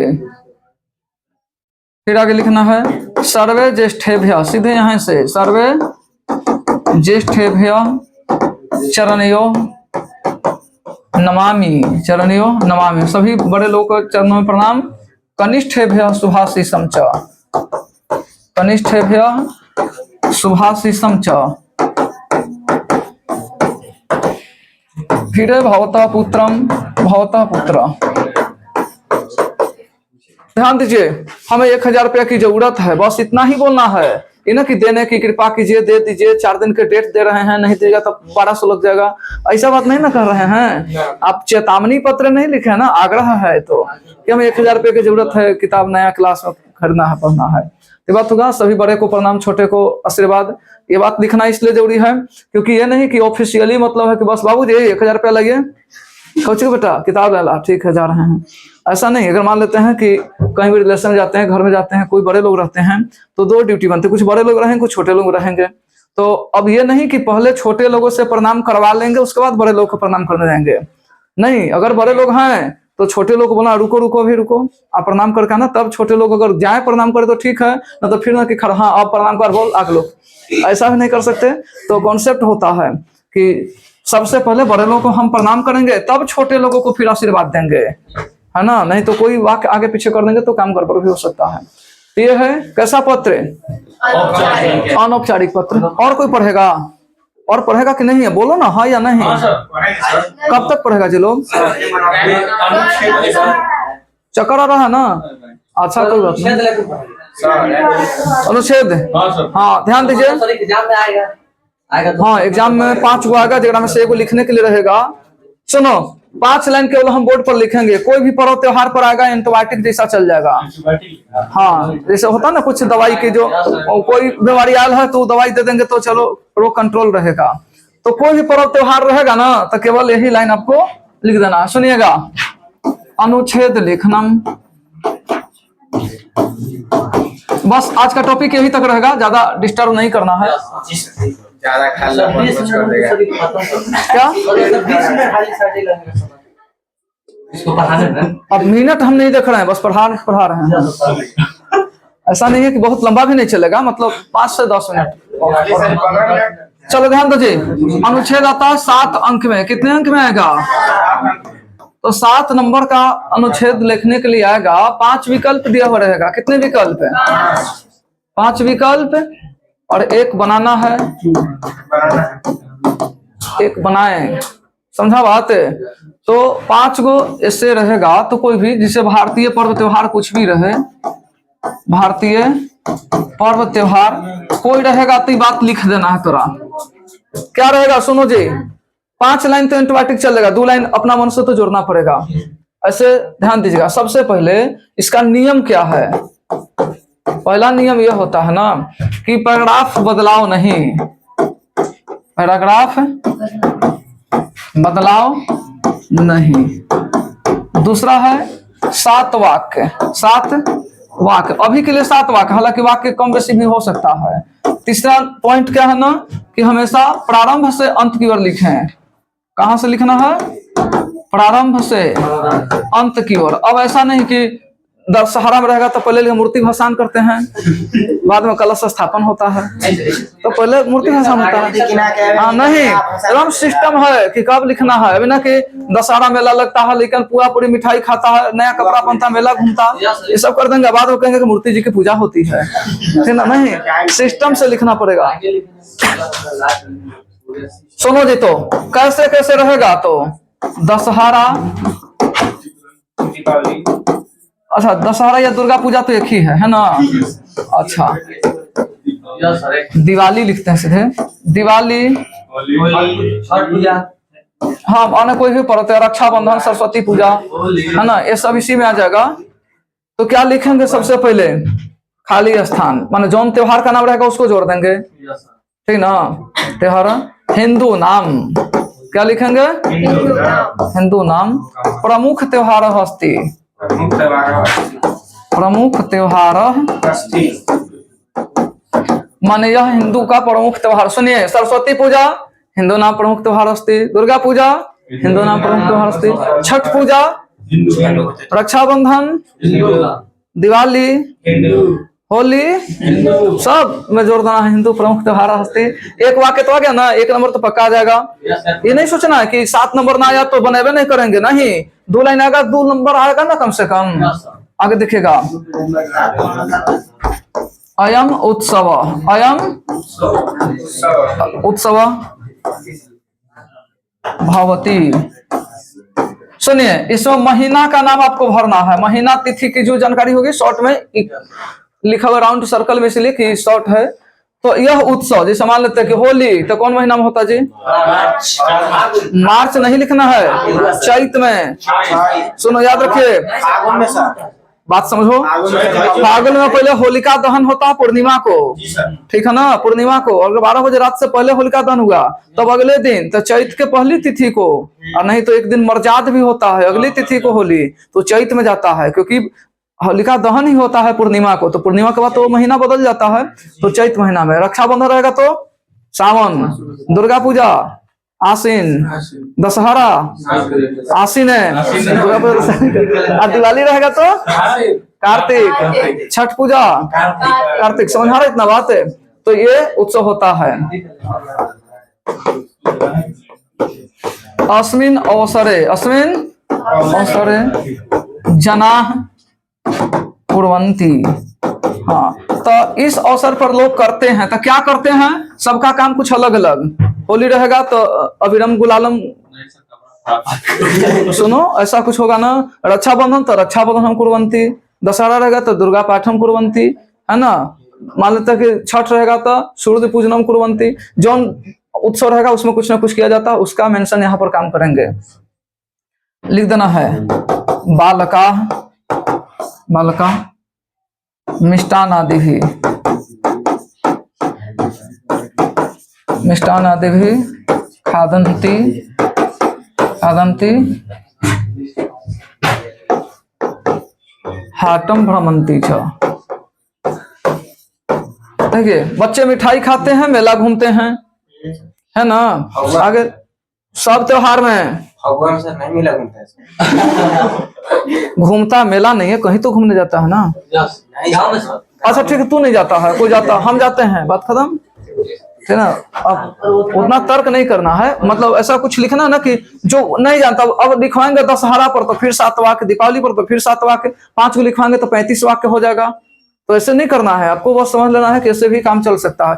बाकी असाइनमेंट में करीब करीब जो है ना 30 के आसपास ऐसे दिए गए हैं, जिसमें 4-5 जो मेन रहेगा, अगला क्लास में आप लोग को नोट करवा देंगे कि ये मेन है, जो आने की संभावना रखती है। हाटम भ्रमंती, अस्मिन अवसरे, अस्मिन अवसरे जनाः हर्षोल्लासेन परस्परम मिलन्ति यत्र तत्र गच्छन्ति च, यत्र तत्र गच्छन्ति। इस अवसर पर सभी लोग एक दूसरे से मिलते हैं और कहीं कहीं जाते भी हैं, ठीक ना। इस अवसर पर लोग ना, बस हो गया, इतना ही लिखना। तो इस अवसर पर जो है ना लोग एक दूसरे से मिलते हैं, कहीं कहीं घूमने जाते हैं। तो 4-5 वाक्य हो गया ना, 1 2 3 4 5 वाक्य। एक वाक्य और लास्ट लिखते हैं, एगो कोई अपना मन से जोड़ सकते हैं उत्सव के नाम पर, ठीक ना, कि अत्यंत आनंददायक, अत्यंत आनंददायक भवति, भवति अयम उत्सव, अयम यह उत्सव जो है ना अत्यंत आनंददायक होता है। तो इसमें कुछ कुछ बात आप लोगों को जो समझ में आ रहा है कि लिखना बहुत जरूरी है, इस पॉइंट को लिखेंगे। बाकी अगर एक्यूरेटली कहा जाए तो इस बार आप लोग ध्यान दीजिएगा कि सरस्वती पूजा और होलिकोत्सव बहुत इंपॉर्टेंट है। सरस्वती पूजा और हाँ होली नहीं, ये दो इससे आप लोग याद रखेंगे, बहुत इंपॉर्टेंट है, ठीक ना। बाकी भारत, गंगा, हिमालय ये सब भी हमेशा आते रहता है, लेकिन फिर भी ये दो तीन सा ज्यादा इंपॉर्टेंट है, ठीक है ना। और थोड़ा सा असाइनमेंट के बारे में आप लोग को समझा देना है, ठीक है ना। और क्लास की बात तो हो गई, उसको बंद कर दीजिए, ज्यादा अच्छा रहेगा। अब इसको 5 मिनट में समझाने के लिए टाइम तो चाहिए ना। फिर जब मैटर की बात है तो मैटर रखना है, बाकी फालतू मैटर की क्या जरूरत है यहाँ।